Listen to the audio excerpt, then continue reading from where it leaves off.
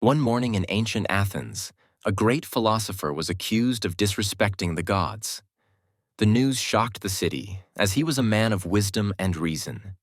Fearing for his life, the thinker left his beloved city. The memory of how Socrates was sentenced still lived in people's hearts and made his decision seem wise. This man, a mind full of ideas and knowledge, chose silence over danger. His voice, once strong, was now quiet. What future was left for such a brilliant soul? The fall of this man was not a simple personal tragedy. It was also the fall of open thought and brave ideas in a city once known for deep thinking. His story starts not with fame or power, but with questions. Questions that challenged the world and gave us ways to see life in a better, fuller light. Why would a city fear a man who only asked questions? Why must wisdom hide when people choose fear? These are ideas that still make us wonder today. Before he became one of the greatest minds in history, Aristotle was just a boy born in 384 BCE in Stagira, a small town near the Aegean Sea in northern Greece. His father, Nicomachus, was the doctor for King Amyntas II of Macedon. This close connection to royalty would quietly shape the future of Aristotle's life and learning. Aristotle's mother Festus came from an important Greek family.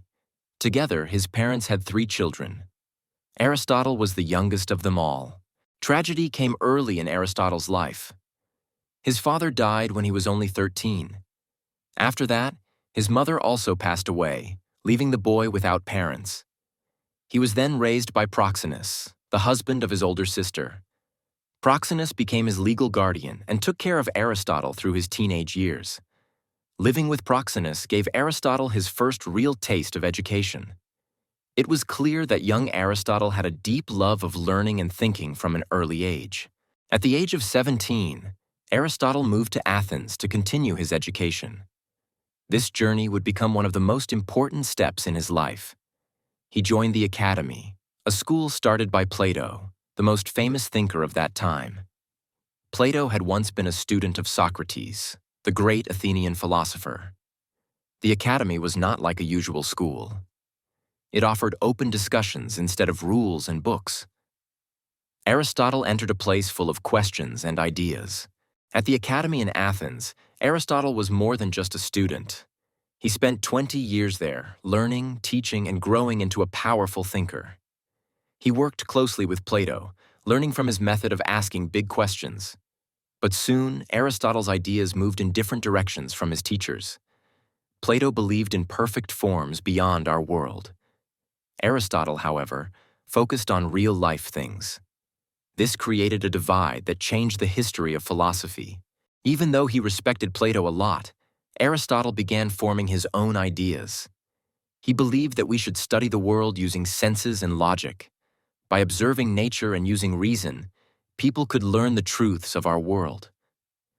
This was different from just thinking about perfect ideas somewhere else. Aristotle thought that by carefully asking and answering questions, we could understand how things work in real life, not just in our minds like Plato believed. Aristotle's way of learning and teaching was called dialectics. It used reason and questions to find the best answers through good thinking and discussion. In the Academy, students would not just sit and listen. They were asked to speak, argue, and explain their thoughts to each other to learn better. This form of learning made students think harder. It also helped them improve their speaking and thinking skills, which were useful for all parts of life. After Plato's death in 347 BCE, many thought Aristotle would lead the Academy. But the role went to Plato's nephew, not Aristotle. This decision made Aristotle feel that it was time to move on. He left the school where he had learned and taught for many years. Although sad to leave, Aristotle was ready for new ideas and places. His desire to explore and ask deeper questions would guide his next steps. After leaving the Academy, Aristotle traveled to Assos, a city near modern-day Turkey. He joined his friend Hermias, who ruled this small kingdom at the time. While living in Assos, Aristotle became the head of a new group of thinkers. They studied nature and politics, and he began writing about kingship and leadership. During this time, he met Pythias, the niece of Hermias. They fell in love and got married. Later, they had a daughter and named her Pythias, just like her mother. Soon, danger came to Assos when Persian forces captured the city. Hermias was taken prisoner and later killed. Life for Aristotle and his family became unsafe. To find safety, Aristotle and his family moved to the Greek island of Lesbos. There, he spent 2 years doing important research on sea animals and their behavior. His study in Lesbos helped him start a new kind of science called biology. He grouped animals by their traits and studied how they lived with other creatures. Aristotle's work on animals was very detailed. He wrote books that listed many sea creatures and explained how their bodies were different from each other. In these books, he described the parts and actions of living things. His careful studies made people think about nature in a more organized and scientific way. Besides looking at animals, Aristotle also studied where they lived. He wrote about the connections between creatures and their places, which we now call ecology. When Aristotle was in Lesbos, he received a message from King Philip II of Macedon. The king wanted Aristotle to become the teacher of his son, young Alexander. King Philip hoped to prepare Alexander for future leadership. He believed that Aristotle, a wise and experienced thinker, could guide his son with knowledge and truth. Aristotle moved to Macedonia and began teaching at the Royal Academy. He gave lessons to Alexander and other royal children, shaping their minds for the future. Aristotle taught many subjects including logic, medicine, and art. He explained how to think clearly, how to care for the body, and how beautiful things can teach us lessons. He also gave private lessons to Alexander. These one-on-one talks helped the boy learn more deeply and gave Aristotle a chance to teach about right and wrong. Alexander sometimes argued with his teacher, but Aristotle stayed calm. His patience helped turn the young prince into a man who loved learning and asking questions. To explain values, Aristotle used examples.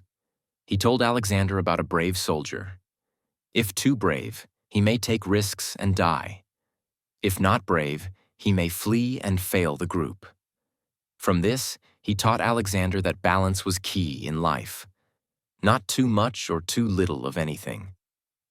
This lesson of the middle way became an important teaching. Aristotle believed that real wisdom came from knowing when to stop, when to act, and when to wait. These ideas helped Alexander plan his actions more wisely. Aristotle also gave Alexander a copy of the Iliad, a famous Greek book. He asked him to read it like a guide for how a great leader should think and act in life. Alexander loved the stories of brave heroes. He read the Iliad again and again, and even learned many lines by heart. It became his favorite book of all time. This helped shape Alexander's love for Greek culture and inspired him to dream of becoming a hero himself, just like the great warriors in the stories he read. As Alexander grew older, he became more powerful. His study with Aristotle ended when he was called to lead Macedonia while his father went away for a war. Years later, Alexander became king. Armed with knowledge and ambition, he started to conquer parts of the known world and create a large and strong empire. Much of Alexander's thinking came from Aristotle's lessons. The ideas of balance, learning, and courage stayed with him even in battles and leadership. After Alexander became king, Aristotle returned to Athens. With support from Alexander, he started a new school of learning named the Lyceum. Aristotle could not own land in Athens because he was a foreigner. So he rented a former wrestling ground and turned it into a large open school. The Lyceum was different from Plato's academy. It welcomed paying students but also gave free lessons to the public, making it open to more people. Aristotle liked to walk and teach at the same time. This way of teaching gave his school the name Peripatetics, meaning people who walk around. He and his students took long walks in the garden, discussing deep topics like life, the stars, and human behavior while moving through the trees. This style made it easier for minds to open and thoughts to flow. It also showed Aristotle's belief that learning should come through movement and talk. At the Lyceum, students studied all types of subjects. Aristotle wanted them to explore not only nature and logic, but also government and storytelling. He asked students to write down their ideas. These writings were kept in the school, creating one of the oldest collections of learning in the world. This early library helped students and teachers grow in knowledge. They shared books, debated ideas, and used past works to guide new thoughts. During this time, Aristotle faced great sadness. His wife Pythias died, and some say she was arrested by a foreign king who disliked Aristotle's ties to Macedon. This loss deeply hurt Aristotle. He even wrote a special poem to honor her memory called Ode to Virtue, the only poem of his that survives today. Later, he lived with a woman named Herpyllis. Some say she was a servant, but she gave birth to a son named Nicomachus after Aristotle's own father. As Alexander expanded his empire, he became proud and wanted people to treat him like a god.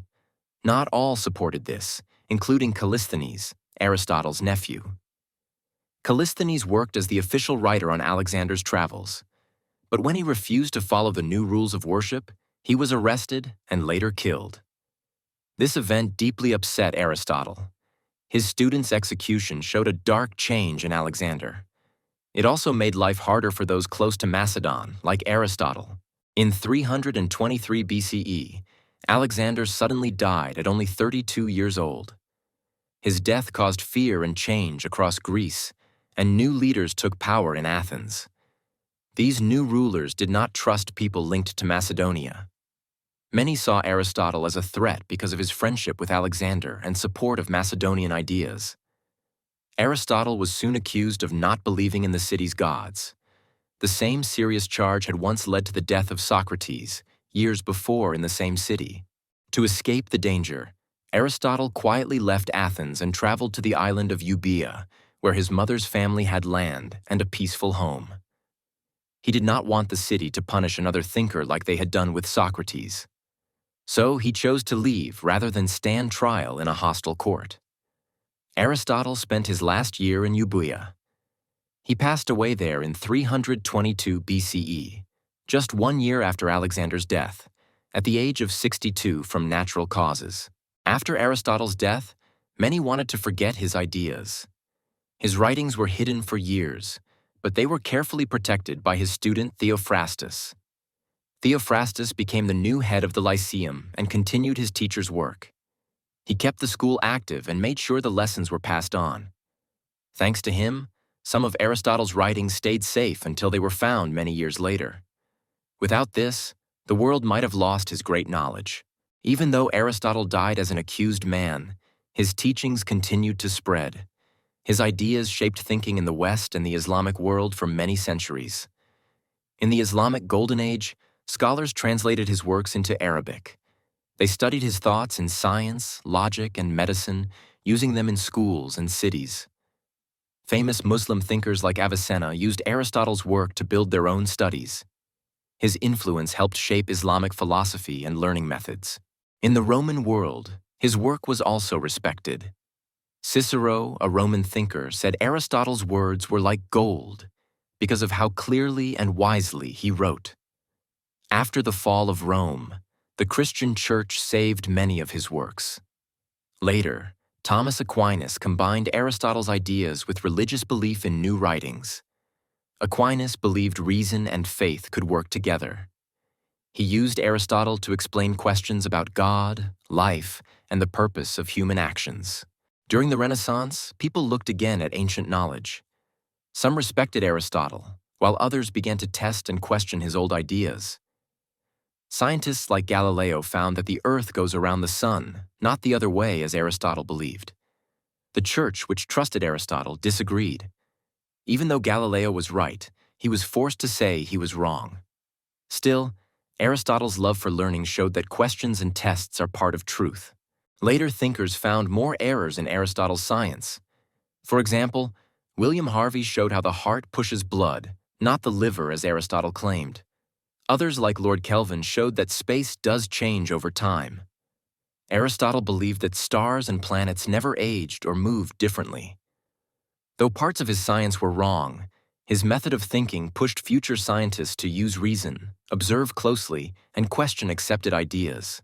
Of the millions of words Aristotle wrote, only a small part survives today. Much of his work was lost over time, But still about 1 million words remain. These writings were saved by editors like Andronicus. Thanks to him, people could read Aristotle's thoughts and use them for new studies in schools.